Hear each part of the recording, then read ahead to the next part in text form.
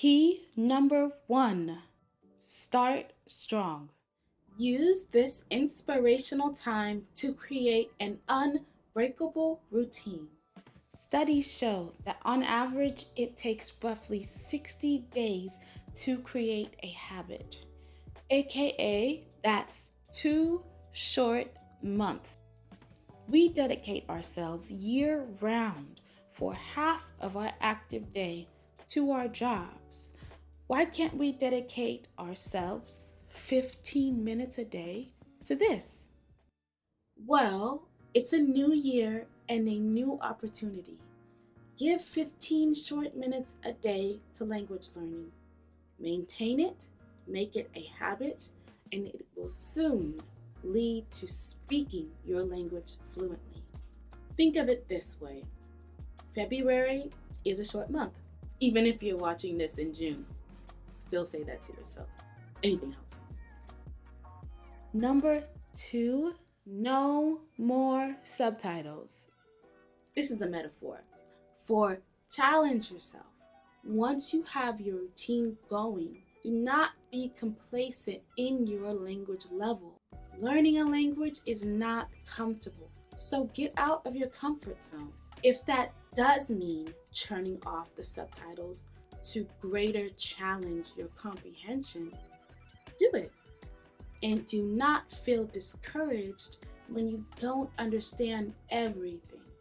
Remember, your brain is working in more ways than one, and you are actually conquering in these moments.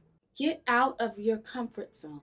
Challenge yourself. If this means safely, emphasis on safely, taking a solo trip to a country your practicing language speaks, then do it. You might end up moving there. I did. Of course, challenge yourself in appropriate ways. I'm not saying do these things if you are an absolute beginner. Use your judgment, but just don't be afraid to recognize your actual capabilities. You're closer to your next level in the language than you think. Another key for you: do not allow the new year to put pressure on you. You want to take your journey in strides. We all know about the importance of consistency, but consistency does not mean overwork, and being easy on yourself does not mean a lack of consistency. What I'm trying to say is, be accountable in your process, but do not kill yourself if you miss a day. Just make sure not to form a habit of inconsistency. Key number 4 is a good one that I don't think many people think of if you have this kind of situation.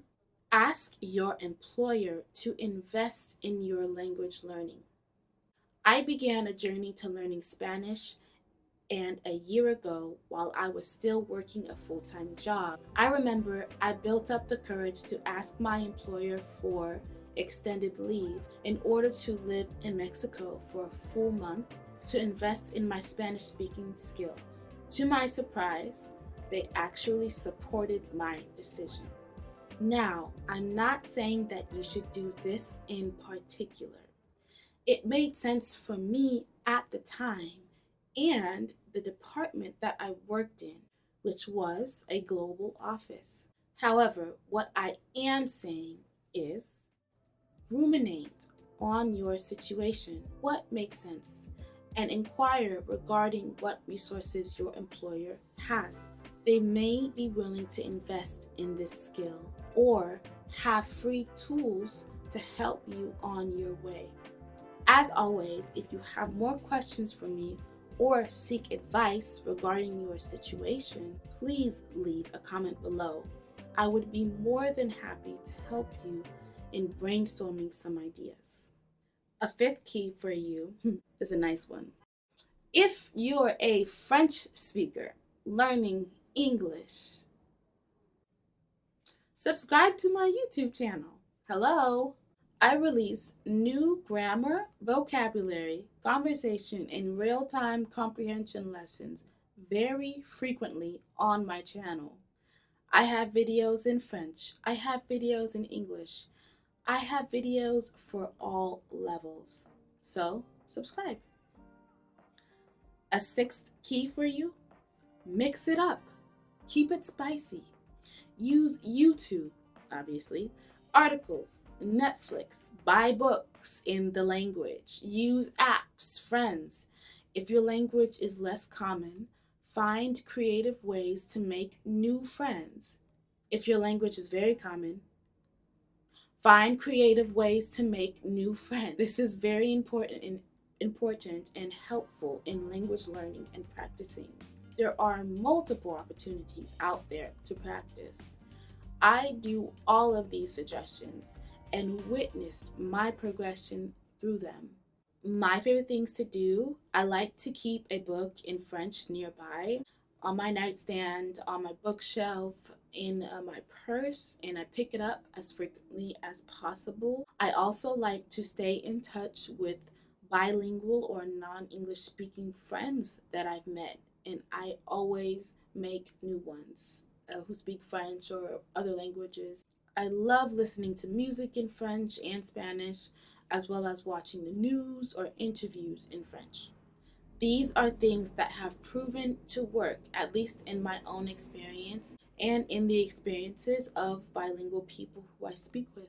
And one last key for you for learning a new language in this new year of opportunity: make language learning a priority. Once you do, you will become fluent. It's sure. And it won't even take that long, to work up a working conversational level. There are over 190 countries in the world, over 7,000 known languages, but less than half of the world's population are at least bilingual. And coming from the US, I'm sure the US is not the greater portion of that. With that many countries, languages, and people around the world, in my opinion, that math does not add up. As a bi or multilingual speaker, you have access to more interactions with people, more opportunities to aid, learn, and gain more competitive employment candidature. In my opinion, a heightened opportunity for leadership, greater comprehension, and greater access and understanding of yourself. And also, it's just so fun. I mean, how fun is it to speak with someone from a whole nother part of the world in a language they are more familiar with? Spice up the comments with some motivational words in a different language. I love to see it. I hope this video served as some motivation for you. Thank you again for watching till the end. I'll see you in my next video.